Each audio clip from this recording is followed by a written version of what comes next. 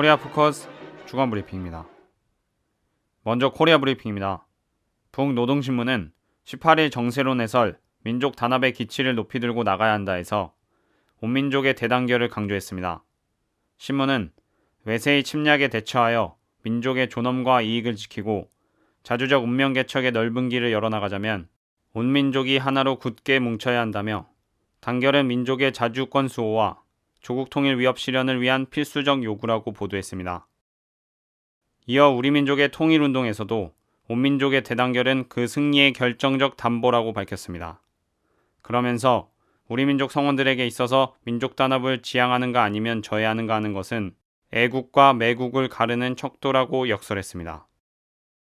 북노동신문은 19일 정세론 해설에서 미남이 전시작전 통제권 전환 이후 운영한다는 연합전구사령부는 남조선에 대한 미국의 군사적 강점과 지배를 영구화하게 될 것이라고 경고했습니다. 신문은 전시작전 통제권 전환에 따라 남조선 미국 연암군사령부가 해체되고 연암전구사령부가 나오며 그 사령관직을 괴뢰군 장성이 차지한다고 하여 남조선에 대한 미국의 군사적 강점과 지배체제가 달라지는 것은 결코 아니다라고 강조했습니다. 또 미국이 연합전구사령부를 내오기로 한 것은 남조선 각계에 높아가는 미군 철수 요구를 무마시키고 조선반도 유사시 괴뢰들을 전쟁 하수인 침략의 돌격대로 보다 효과적으로 써먹는 동시에 더 많은 미군 유지비를 빼앗아내기 위한 술책으로부터 출발한 것이라고 분석했습니다. 21일 유엔 본부에서 신선호 유엔 주재북대사는 코리아 반도의 상황에 대한 기자회견을 열었습니다. 신 대사는 미국의 위협이 지속되는 한 핵 개발을 포기할 수 없다며 미국의 핵 위협이 계속되면 언제든 전쟁이 가능하다고 말하고 코리아 반도의 평화 정착을 위해서는 현재의 정전협정을 대체할 새로운 시스템이 필요하다고 강조했습니다.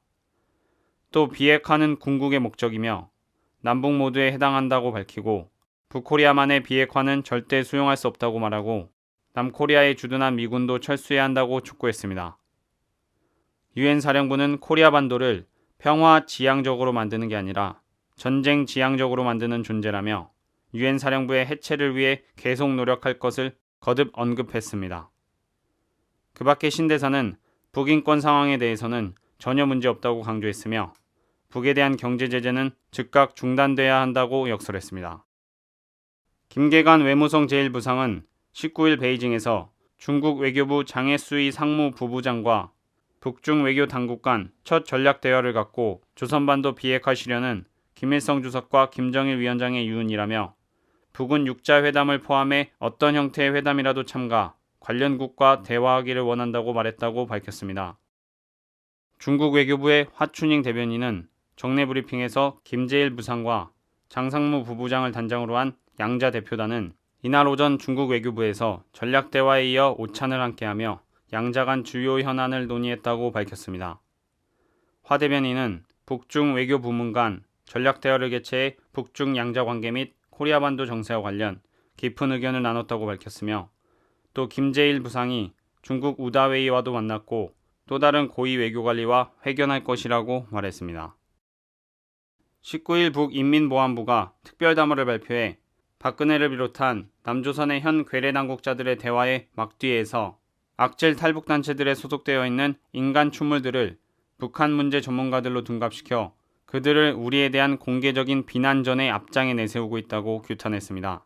그러면서 이자들을 내세워 우리에 대한 모략선전과 비난에 집요하게 매달리고 있는 미국과 남조선의 현 당국자들, 악질적인 보수 언론 매체들도 무자비한 정의의 세례를 받게 될 것이라고 강조했습니다. 20일 조선중앙통신은 남조선 당국의 유인 납치 행위로 남조선으로 끌려가다가 조선으로 돌아온 청소년들과의 자담회가 22일 고려동포 회관에서 진행됐다고 전했습니다. 통신은 참가자들이 남조선 당국의 모략 책동에 의해 남조선으로 끌려가던 경위에 대해 이야기했다며 구체적인 납치 정황을 보도했습니다. 참가자들은 중국 단동에 있는 장하진 목사의 집에 모여 살게 된 동기에 대해 언급하며 장 목사 부부가 자기들을 집에 가두어 놓고 성경책과 찬송가를 잘 외우지 않는다고 벌을 주고 때리는 등 악행을 저지른 데 대해 폭로했습니다. 박광혁은 장 목사가 미국 워싱턴에 있는 북한 자유연합 대표 수전 솔티라는 늙고 무섭게 생긴 미국 여자와도 자주 만났는데 그를 통해서도 따로 돈을 받곤 했다고 밝혔습니다. 이어서 남코리아 브리핑입니다. 국가정보원 불법정치, 선거 개입과 경찰청 축소 은폐 사건 책임자인 원세훈, 김용판 등에 대한 검찰의 불구속 결정과 관련자의 기소유예 처분에 대한 야권과 시민사회의 항의가 날로 거세지고 있습니다. 문재인 의원은 트위터를 통해 새누리당이 국정원의 민주주의 파괴 범죄를 비호하는 것은 공범이라는 심증만 키우는 것이라 꼬집었습니다. 박원순 서울시장은 18일 MBC 라디오에서 이번 사건은 나만의 문제가 아닌 국기문란이라 지적하고 우리가 정말 오랜 세월 동안 피땀 흘려 만들어낸 헌정체제 또 민주주의를 짓밟는 행위는 용서할 수 없다며 이번 기회에 이런 것들이 제대로 정리돼 다시는 야만적인 일이 없었으면 좋겠다고 말했습니다. 표창원 전 경찰대 교수도 정보원의 대선 개입 사건에 대해 박근혜 대통령이 필요하다면 사과를 하고 만약 이 부분에 있어서 더 책임이 엄중하다고 밝혀진다면 당선 무효나 사퇴까지도 고려해야 된다고 주장했습니다. 국가정보원 선거 개입과 관련 서울 지역 8개 대학 총학생회를 비롯한 17개 대학생 단체는 21일 정오 서울 종로구 광화문 광장에서 국정원 정치개입 규탄, 국정조사 즉각 실시 촉구, 박근혜 대통령 입장 표명 촉구, 서울지역대학 학생회 시국선언을 발표했습니다. 이들은 수많은 사람이 피를 흘리며 일군 민주주의가 국가 권력에 유린당하고 있는 꼴을 두고 볼 수 없어 시국선언을 발표한다며 국정원과 검찰, 경찰이 모두 한통속이 돼 버린 이 사태를 누군가는 책임지고 국정조사를 통해 명명백백히 밝혀내야 한다고 주장했습니다. 개성공단에 입주한 기계전자부품 업체들이 20일 기자회견을 열고 7월 3일까지 방북 허용 등의 조치를 취하지 않을 경우 중대 결정을 내리겠다고 밝혔습니다. 입주기업의 한 대표는 인건비 등 고정운영비는 계속 지출되고 있으며 3개월 동안 매출은 0원인 이 같은 상황이 2분기째 이어지면 도미노 부도가 날 수밖에 없다고 밝혔으며 또 다른 입주기업 대표는 3개월 후엔 주요 설비를 전혀 쓸 수 없게 돼 폐허나 다름없게 된다며 우리의 의지와 상관없이 폐쇄를 할 수밖에 없는 상황이라고 전했습니다. 한편 개성공단 근로자협의회 소속 법인장 86명은 21일 중소기업진흥공단 연수원에서 개성공단 정상화를 위한 촉구대회를 열고 개성공단 근로자 2,000명과 국내 협력업체 2만 5천 명의 생계를 정부가 보장해달라고 촉구했습니다. 민주노총은 19일 오전 청와대 인근 청운동 주민센터 앞에서 기자회견을 갖고 박근혜 대통령은 대선 공약 쌍용차 국정조사 즉각 실시하라고 요구했습니다. 이날은 쌍용자동차 김정우 지부장이 서울 중구청 대한문 농성장 침탈에 맞서 저항했다는 이유로 구속된 지 일주일째 되는 날입니다.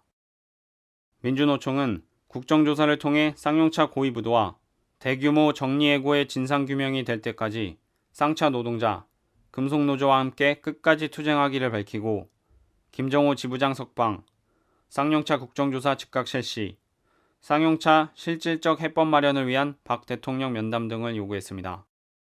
한편 6월 임시국회 개회를 위한 여야 원내대표의 쌍용차 문제와 관련한 합의사항이 환경노동위에서 전혀 다뤄지지 않았습니다. 끝으로 국제브리핑입니다.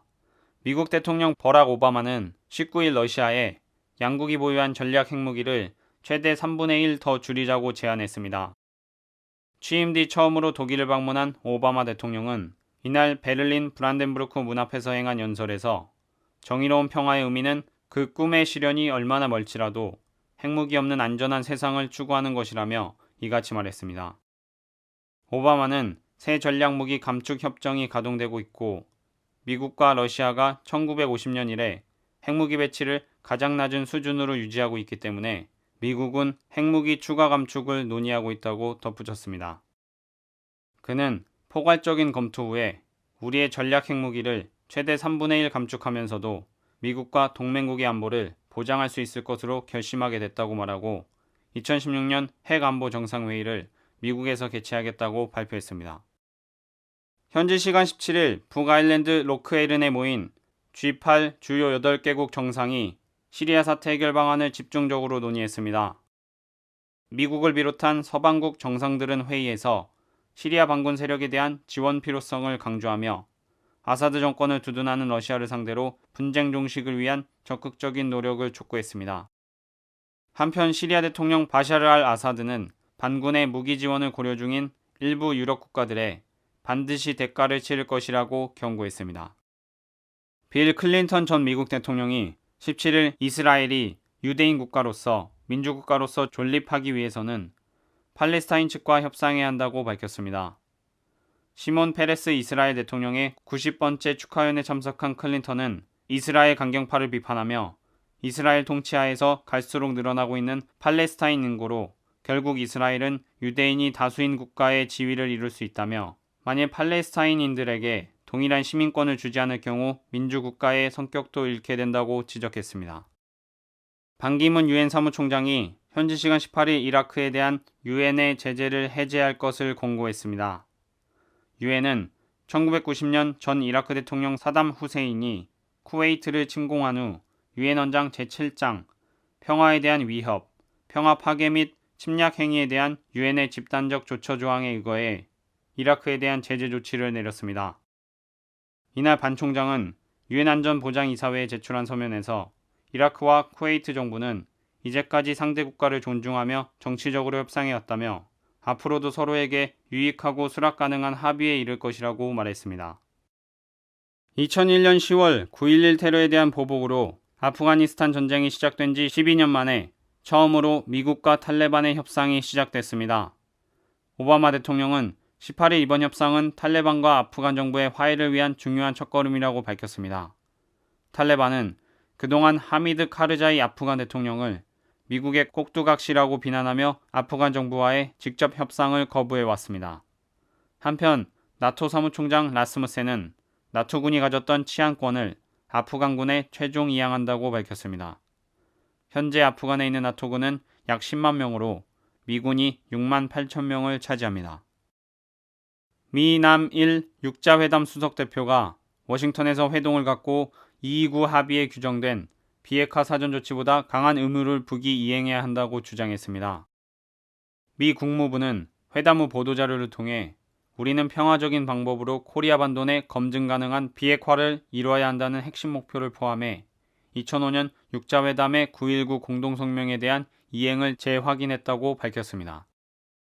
미국발 버냉키 충격으로 주가와 원화 가치가 폭락하는 등 금융시장이 크게 휘청거리고 있습니다.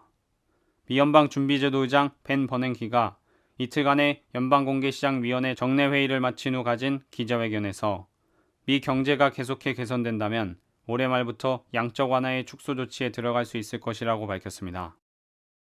이에 따라 미국의 양적 완화 정책이 더 이상 유지되지 않을 것이라는 관측이 확산되며 미국채 금리가 올랐고 달러화가 전 세계 모든 통화에 대비해 강세를 보였습니다.